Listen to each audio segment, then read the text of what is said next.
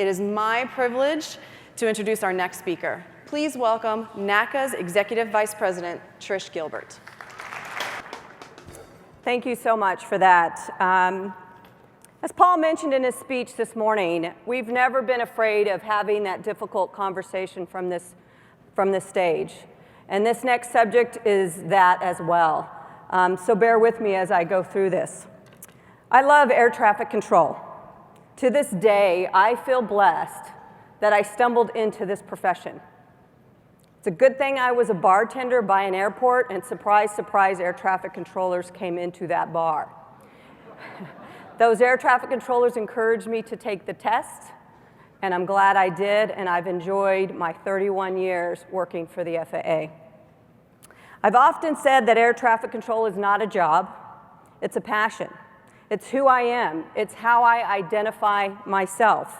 And that's even though I have not worked airplanes in 10 years while I have served in this role as your Executive Vice President. I miss working the front line, I miss wearing a headset. But sometimes things take you away from it, whether you want it to or not. Sometimes temporarily and sometimes permanently.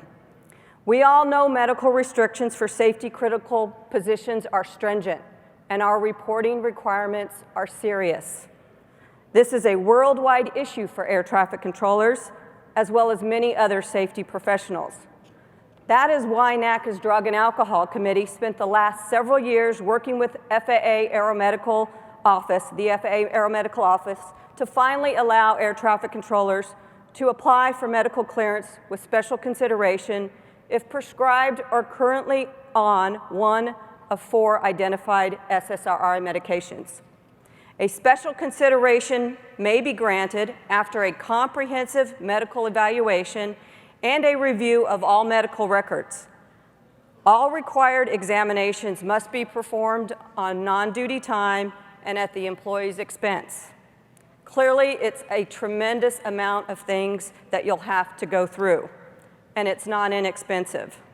But it is a path to a healthier place for those that may be diagnosed with an otherwise disqualifying condition and need to take an SSRI. If you want more information about the 4 SSRI medications and the agreement reached between NATCA and the FAA, or just want to talk to somebody that's gone through the process, please reach out to your RVP or to the Drug and Alcohol Committee. They're at Delta Alpha Charlie, DAC@natca.net.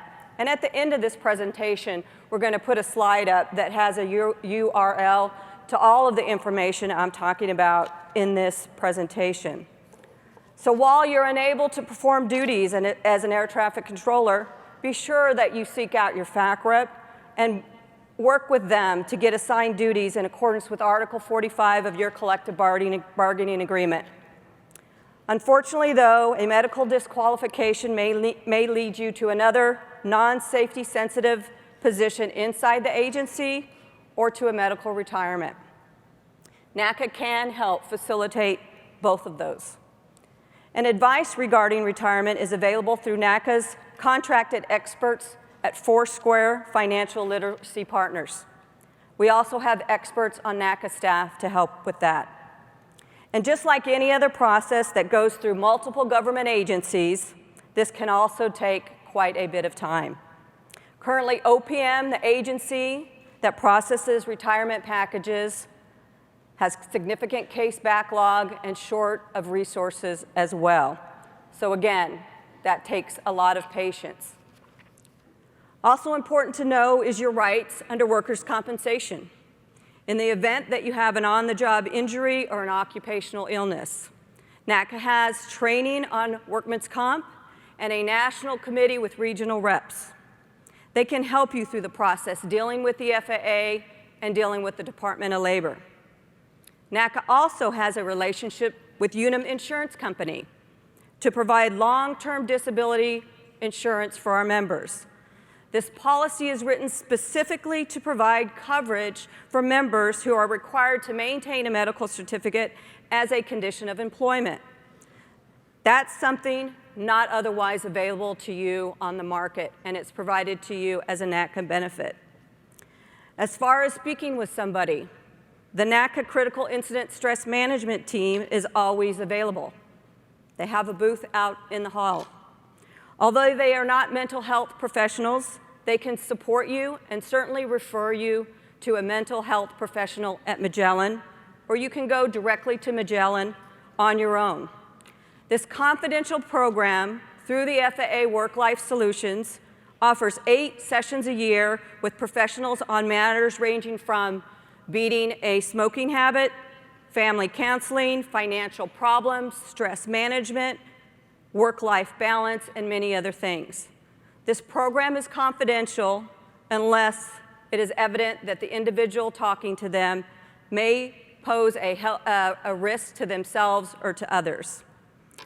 Additionally, NATCA has contracted with Aviation Medicine Advisory Service, or AMAS, formerly known as the Virtual Flight Surgeon, and it's a great resource for you if you have questions about your medical certificate or medicine that you may need to take. Like in any family, our work family can come with its own challenges to mental health. Workplace conflict can create risk, not only to us as individuals, but to the system as a whole if there is no means to work through that conflict. That's why we created the Respect Initiative. It's designed to establish and support a workplace that creates an environment of mutual dignity, support, and respect among all individuals who work together to protect the national airspace system. The Professional Standards Committee members are trained in conflict resolution at each facility. All of this is to reach our goal of a workplace culture that respects diversity and everybody's individual value. These issues affect professions worldwide, not just air traffic controllers. Unfortunately, if these issues are unaddressed, they could compromise an individual's ability to undertake a task defined as safety critical, thereby posing a significant risk to the health and safety of others. The FAA's flight surgeons' inconsistent application of medical standards and treatment requirements create a whole other set of issues. For years, we have sought to develop a more collaborative, transparent, and communicative relationship with the FAA's flight surgeon. Unfortunately, we have yet to achieve a breakthrough with them, but I tell you, we continue to work towards that goal. In addition to the challenges that I've mentioned, aviation safety professionals face the significant stress that is an inherent part of the complex tasks that we do.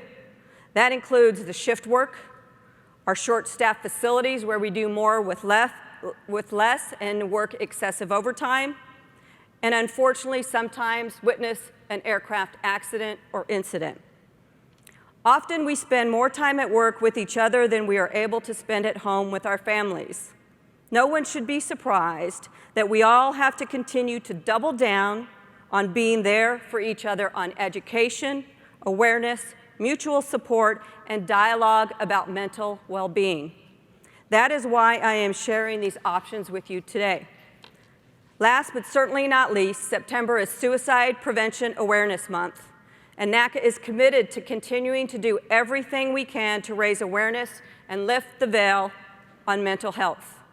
This year, and leading up to the 2020 NATCA convention in Houston, NATCA teams are organizing across the country to participate in the American Foundation for Suicide Prevention, Out of the Darkness Walks. Teams have formed in Albuquerque, Cleveland, Dallas, South Florida, Houston, Indianapolis, Kansas City, Nashua, LA, Santa Monica, Long Island, Philadelphia, Portland, Oregon, Puyallup, Washington, San Diego, Shreveport, Thibodaux, and Washington, D.C. Please join one of these teams or talk to your local facility representative and form one of your own. The NATCA Charitable Foundation has graciously committed to donate $10,000 to this cause this year. You know, people don't like talking about mental health and suicide. However, we need to change that. Our NATCA family has lost too many members to suicide. Talking to you about this today is not something I wanted to do from this stage and way outside my comfort zone, but it's important. We as NATCA brothers and sisters must stand together and remind everyone that we are here for them. We can break through the stigma of being too afraid to discuss these issues. We can lead by example. We also need to recognize our own limitations, though.